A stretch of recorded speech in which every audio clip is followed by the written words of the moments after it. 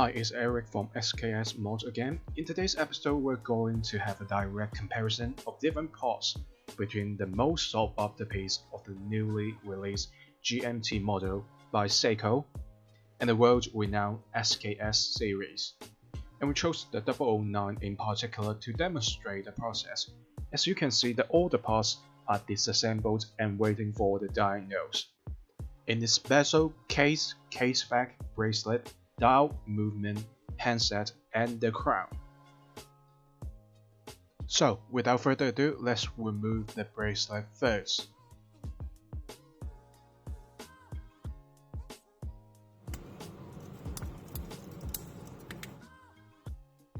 And for this time around, Seiko chose to use a solid end link. You gotta give it to them. So does the Jubilee bracelet feel very solid and dense. And for spring bars, it was actually downgraded from once 2.0mm to now 1.8mm. Now, the direct comparison. On the top side, we have the SSK1 and SKX1 on the bottom. On the links itself, SKX have a more flexible and articulate movement, while the SSK is less so. Then again, it could very well be the age of them is quite far apart. Move on to the clasps. SSK has a curved, diver locked, and double pusher to open, where SKS got a straight one and merely operating on a press lock system. And of course, the SKS series they use a hollow end link. Finishing wise, they are kinda the same, brushed on the outside and polished on the inside.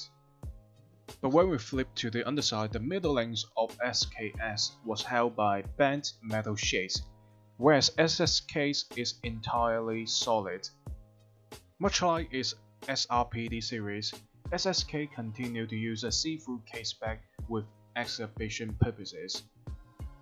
Again, another compromise to showcase the beauty of its mechanical movement, ditching the once solid caseback. One of the three most important water resistance factor is now bridged, cutting the level now to only 100 meter, where SKS was doing double back in the days.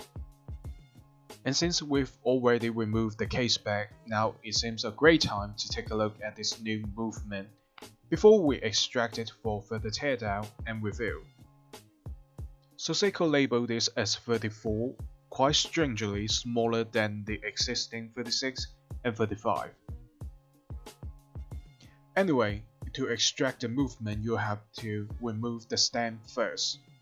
You'll need to push it back to 0 position, where it's the closest to the movement. And then pressing this lever-like object and keep doing so. Only in that way you can safely remove the stem. And to the comparison we go. The difference between them is literally day and night. Not only stem was shaped differently, SKS on the top was also having a much thicker and bigger O-ring, which made the second factor that make or break a watch water resistant level, and SSK here is a complete failure. Although the walls on the SKS crown is a lot slimmer, but because it was threaded, and SSK on the other hand being thicker but only remain as a push-pull mechanism. After extracting the movement and parts attached to it, it's time now to remove the hands. But first, aligning them to the same direction, and pressure can be channeled to one solid spot to avoid hands from possible bending. Next, grab a piece of clean, flat, and solid object. Slide under the hands and above the dial. Also a measure to protect the dial from damaging, or any parts from damaging.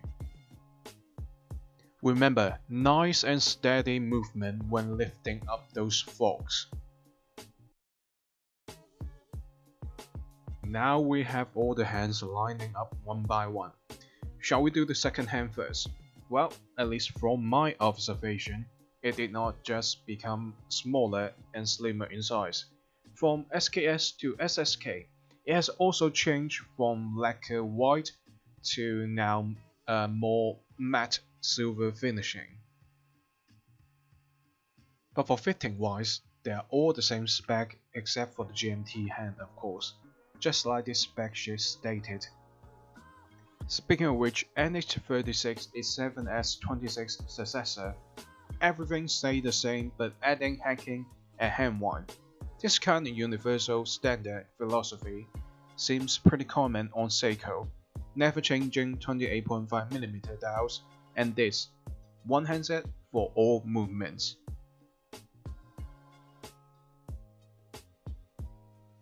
And how about the loom? Ain't Seiko pretty proud of their Lumibright tech? Well, let's see. Well, seems too bright on camera. Let me tweak a little bit on ISO and bring it back to a more normal level, a level our naked eyes will perceive. Now there you are.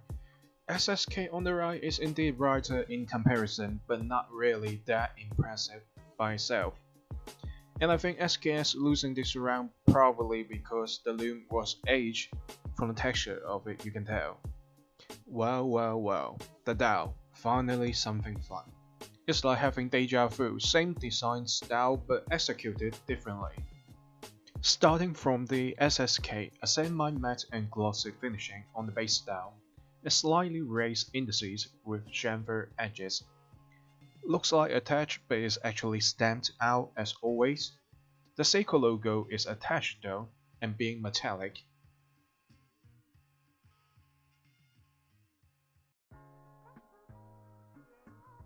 Where SKS is totally matte and using applied indices directly printed on the dial.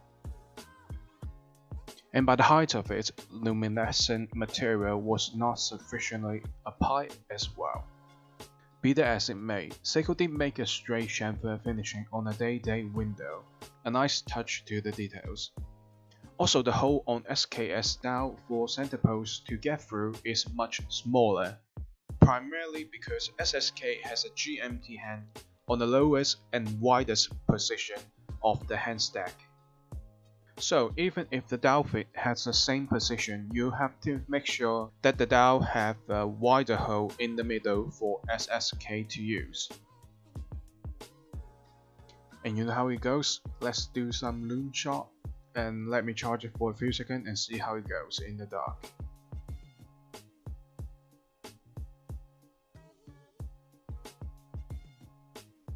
With the ISO tweaked, the difference now on the dial has a lot more contrast than we did on the hands. I don't know how about you guys think, but I'll bet this SKS 009 will have the same performance back in its prime days. Sadly, loom does age. Maybe a part of the reason could be the poor amount of loom powder as well. On loom effect, you need both quantity and quality to get that nuclear level reaction, make it burning like a torch.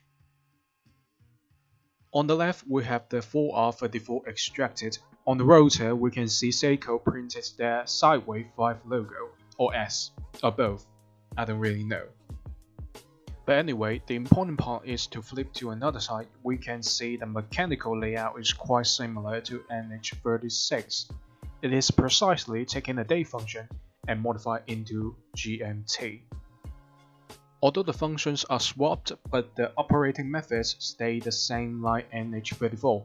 Pulling the crown to first position and when the crown going forward turns the GMT hand clockwise, and moving the crown backward turns the day wheel ahead. Pretty straightforward, I would say. Well, no pun intended, of course. And for time adjustment in general, either going clockwise or counterclockwise, you will need to pull the crown to the second position, where all hands will stop for you to better synchronize with the time. And comparing this to the 7S26, even with NH36 in the middle of iteration, I mean for sure they are having better finishing on the movement nowadays, but other than that, they don't really look that far apart in terms of structure from a glance. But we've got a surprise for you, a box full of brand spanking new NH34 just arrived to our office.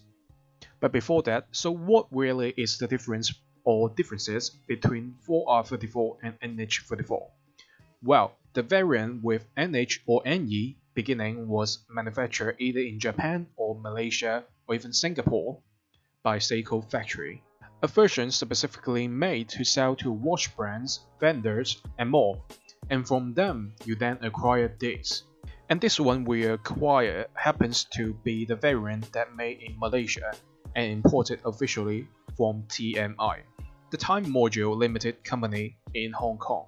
Therefore, TMI markings on the top right corner of the rotor. But when these two were to compare side to side, the differences are merely markings on the rotor being different. Even for the operating methods, let me run it down for you guys once more, it's literally everything all the same.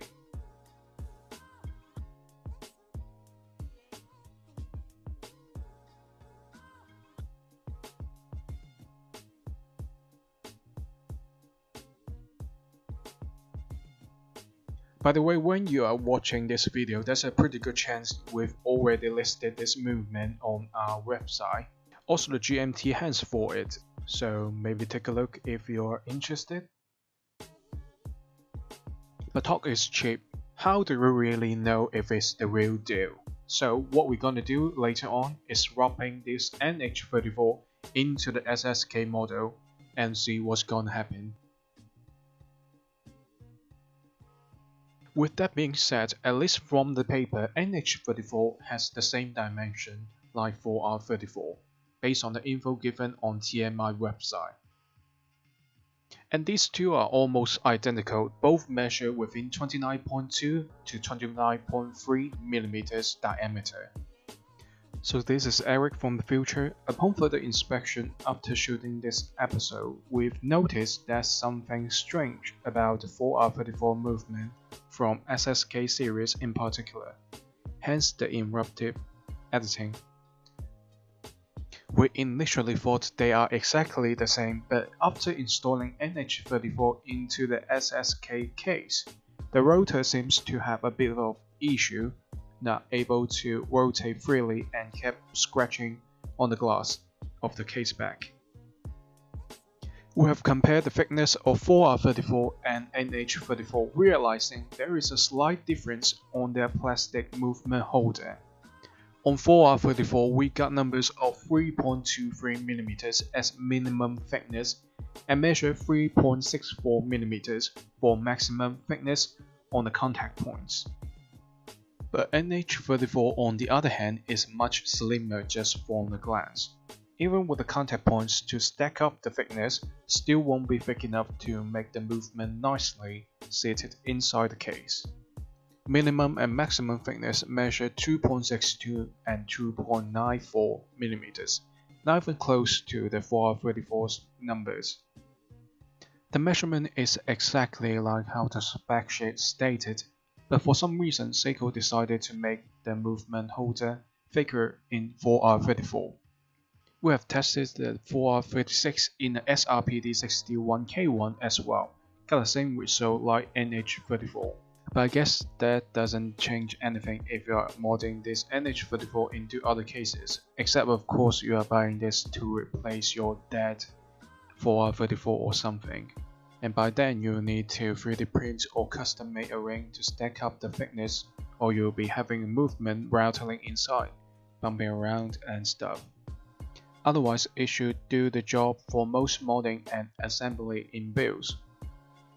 If you really want to replace a 4R34 with NH34, you might be thinking, why can't I just replace the movement holder too? Well, that's what I'm gonna do next. So the positions to get the movement holder clip onto are exactly the same. If you're changing this to get a forward repair, make sure you got the original movement holder. That would be most ideal, a direct plug and play.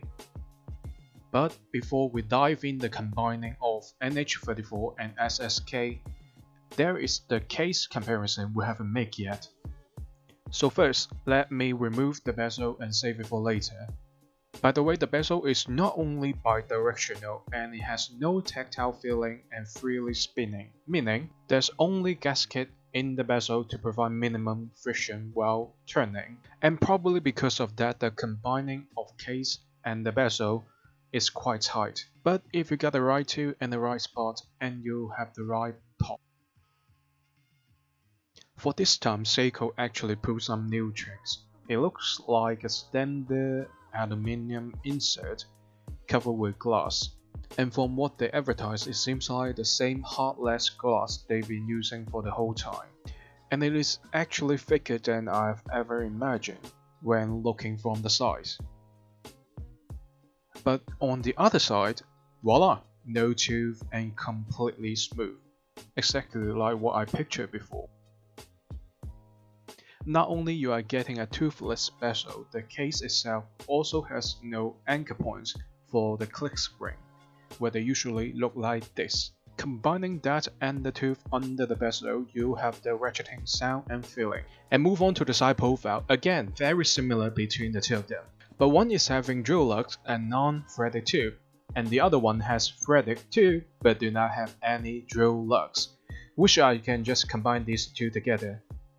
And how about the finishing on the lugs? Shapes are all the same for sure.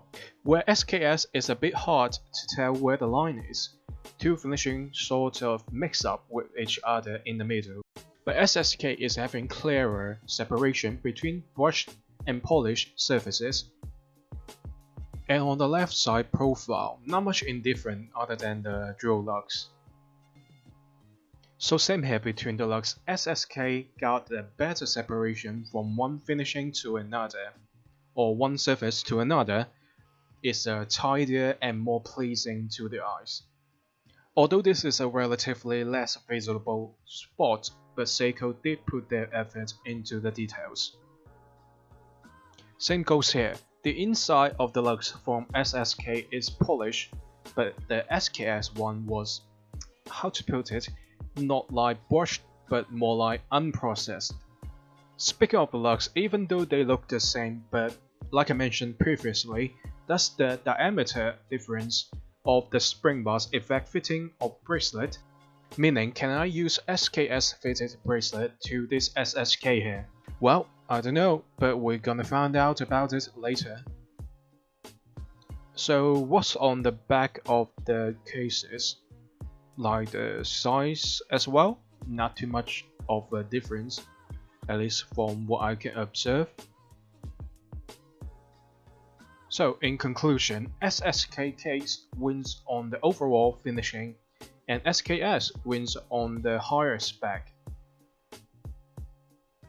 Unlike SSK, because SKS being a diver model, the bezel of it has to have timing function to document how much time passed going into the water, mainly use it to measure air in the tank, so it cannot be bidirectional, or else the freely rotating bezel can easily be turned by accident, therefore risking divers' life.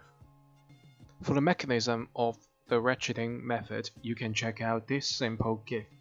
While rotating the bezel counterclockwise, the entire array of teeth under it can easily slide over click spring's tilted part, but blocked when rotating the other way around. So SKS is obviously and quite well known for using plain aluminium bezel insert. However, SSK this time used a relatively bold yet very captivating design, achieving an almost sapphire effect for such an entry-level price point.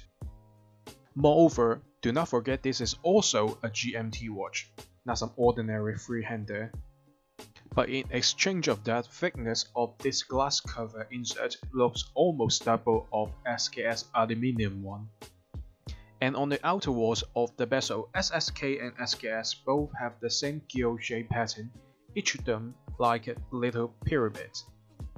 Now I'm curious, how does it actually piece together the heartless glass and the base plate? So let's just remove both of these inserts from their bezels. Without a doubt, SKS is using double-sided tape and pretty conventional, to be honest. We still do it nowadays. But the loom pit of this SKS bezel insert was actually fitted from behind, and it seems somehow I lost it somewhere on the table.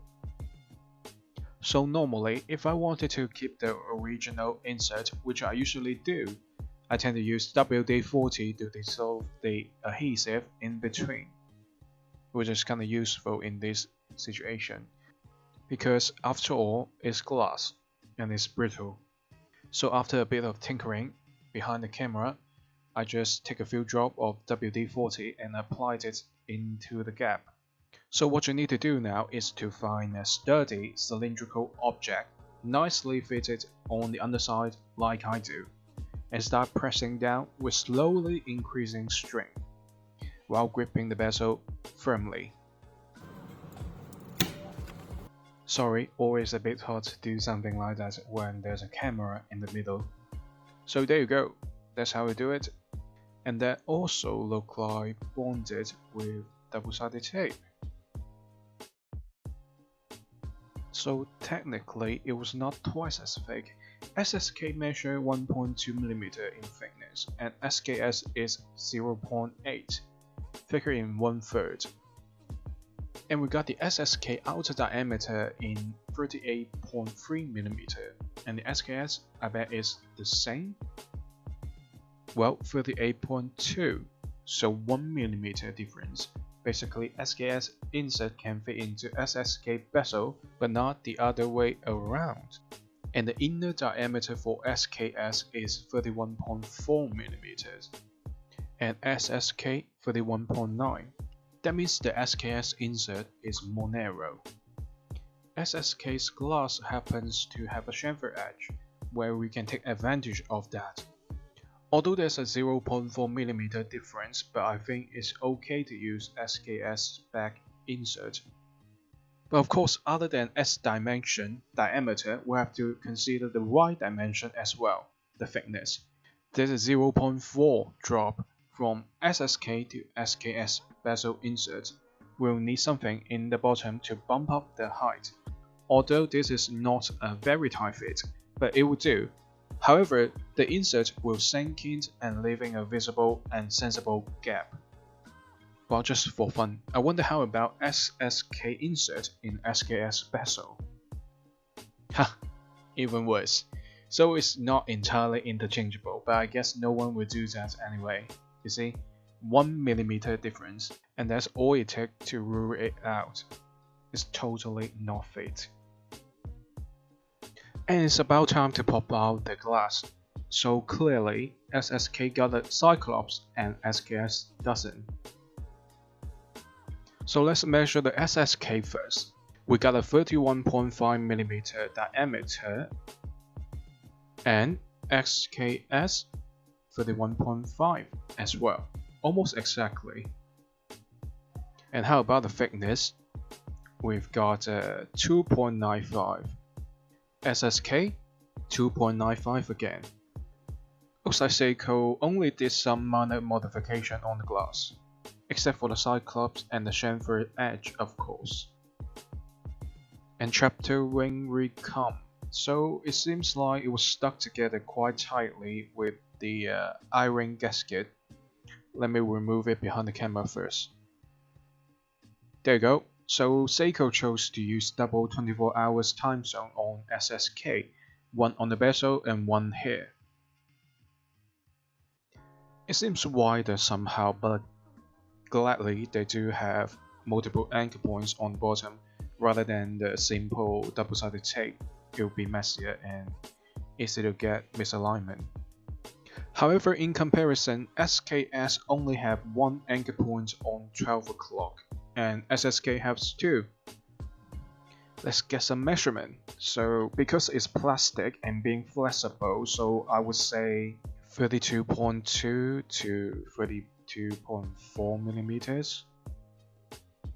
And SKS we've got 30.2mm and maybe 0.2mm wider like the SSK situation. But for exact measurement, we can always get the numbers of the inner walls on the case.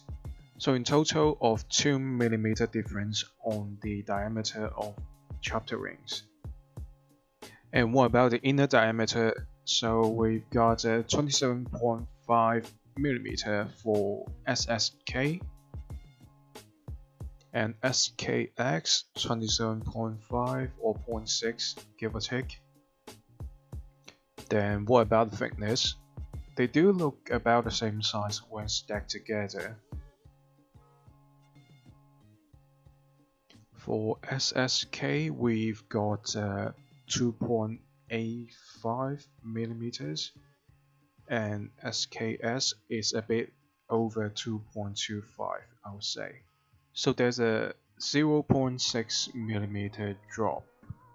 So it's a no-go then. You can just drop a SKS 1 in and call it a day. But we can always make a new batch for it specifically.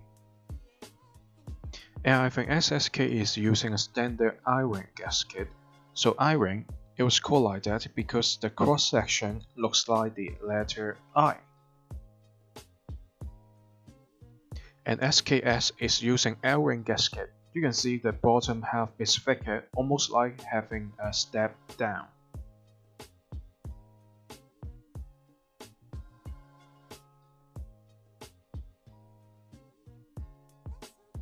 And for the thickness or height, we have 1.3 millimeters on SSK. And for SKX, we have 1.5 millimeters, or almost 1.5. Probably because that 0.2 difference is the iron gasket's extra bottom. Well, we can test it out if it was or not. What did I say? Exactly 0.2 millimeters. So in that case, it means that for both of these glasses, 1.3 millimeters is their minimum thickness to grip on. But let me take a wild guess. SKS with that extra 0.2 millimeter thickness was probably trying to be safe and avoid hand scratching the insides of the glass. So let's do some math. What's gonna be the safe height of inner space for the hand stack? From the spec sheet, we can see both NH36 and 7S26 are measured as 2.36 mm for minimum height of inner space, and SSK being 2.76 mm. So SSK single-handedly gained enough and even more space by its very chapter ring. This alone was already 2.85 mm thick. Do you still remember? That means it's 0.1 mm higher than the recommended minimum height. And what about the SKS? So we've got 2.3 mm. So we'll need another 0.06 mm or so to get some safe space.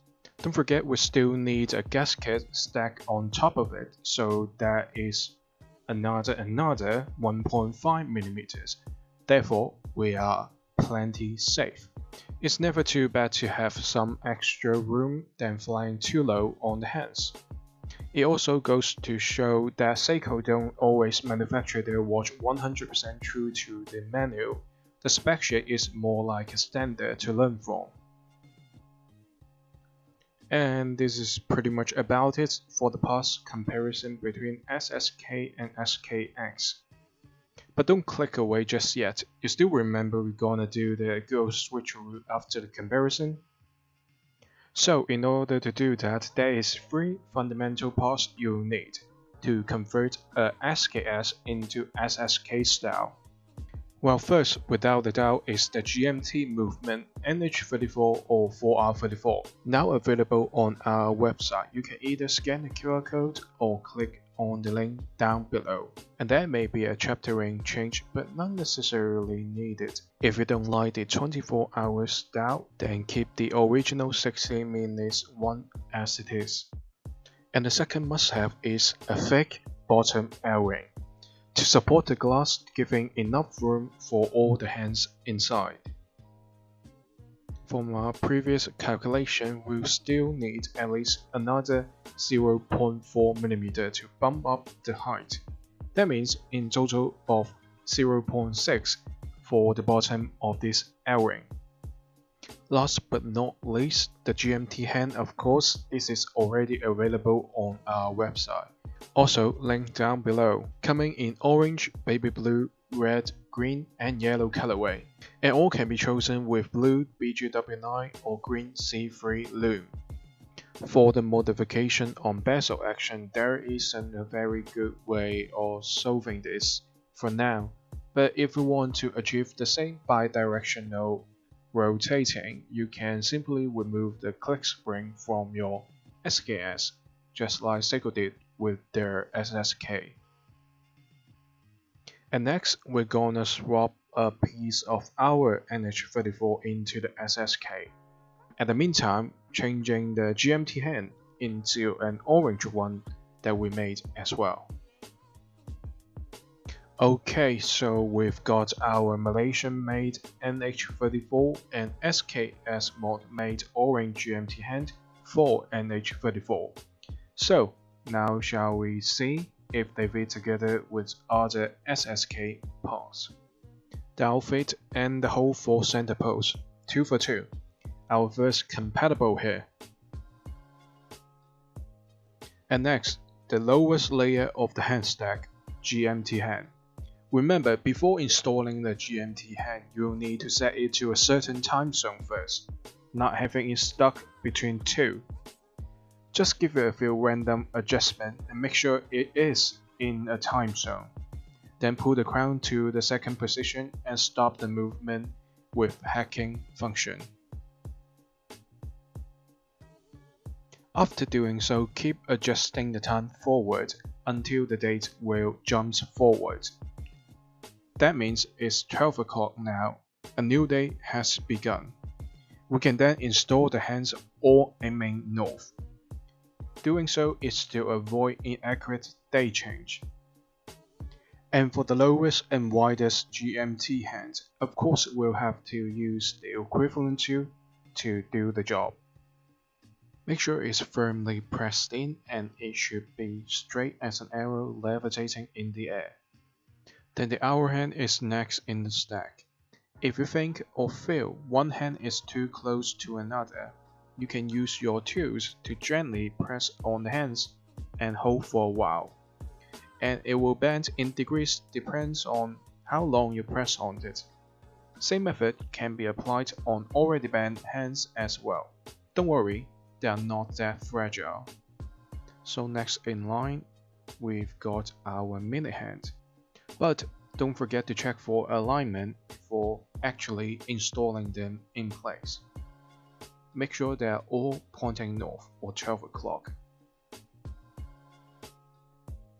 It's all about micro adjustment. Seems pretty straight to me. So let's do the pressing now. All we've got left is the second hand. So now, second hand is trickier, so pay attention. Because you are literally putting a socket over a 0.215mm thick needle, and it has to be tightly fitted as well. That makes having good size, steady hands, and premium tools very important, especially for modern beginners. Now we're all set for most of the parts inside the case, and the hands do function as they should be. Wish I had that Dr. String reverse time trick. Have to put them back one by one, manually. But anyway, enough about me whining here. What you need to do is indeed reverse the steps of the disassembly. So first the chapter ring, then the eye-ring gasket, and next is the glass, but the vice grip plus presser thingy is just too huge to fit in the camera. Give me a few sec, I'll be back soon. Because like I mentioned multiple times, this particular glass has a slope edge and cyclops.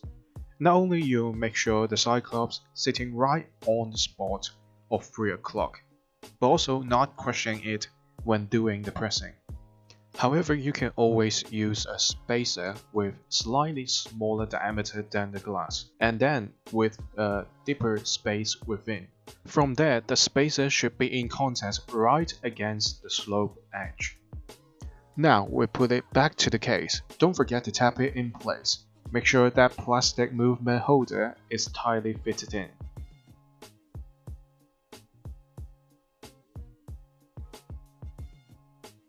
So, talking about interchangeable and compatibilities, in theory, the SSK's 4R34 stem should work perfectly on NH34, right?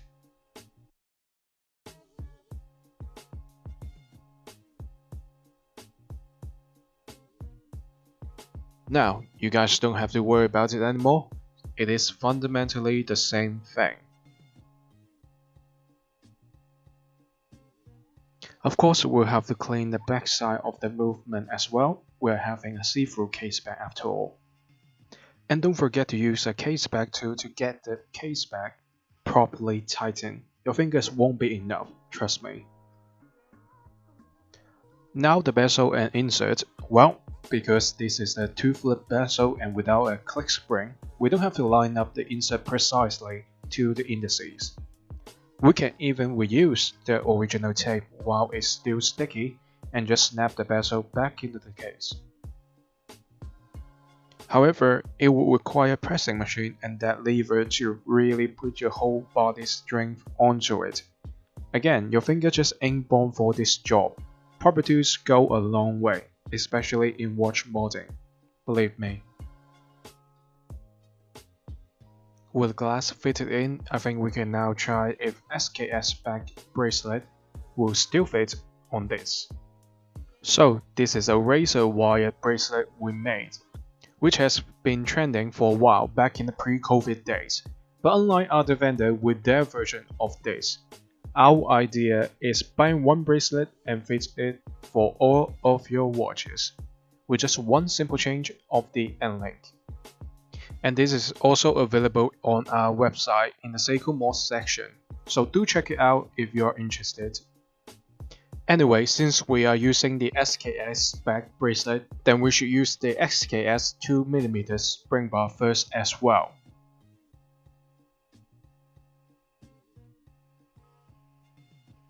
So it seems like the position of the lug holes doesn't match. Then what about the 1.8mm one from SSK?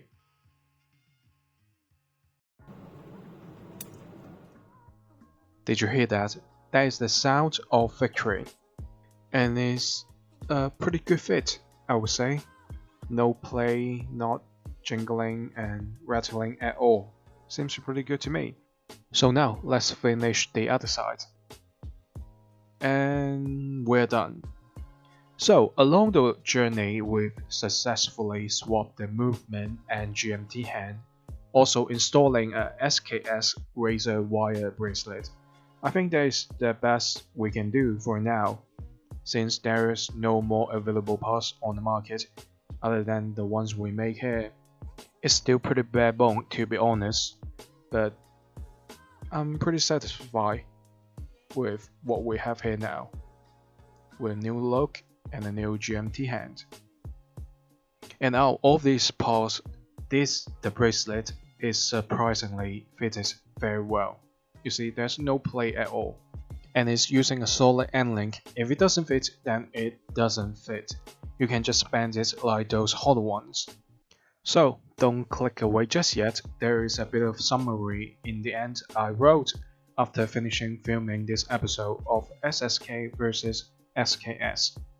If you're looking for stats and numbers, then this is your place to go. So there's one thing, I don't know if this the black and gray colorway only effect, but as you can see here, the bezel insert changes from full black to half and half gray and black when the light reflects on it from different angles. Quite interesting, I guess that's another selling point for the SSK series. And now we are really wrapping up for this episode. This is a sheet that I made the comparison for compatibilities, functions and whatnot between SSK and SKX. So please, enjoy.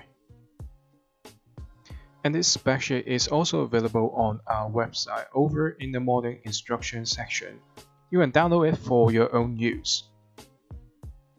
But don't forget, you gotta tell them you got it here from SKXMOD. We're also having a part 2 of this video taking a deep look of transforming SKX to a GMT model with the parts we just made. So please stay tuned for the next part. So thanks for watching. Until next time. Ciao.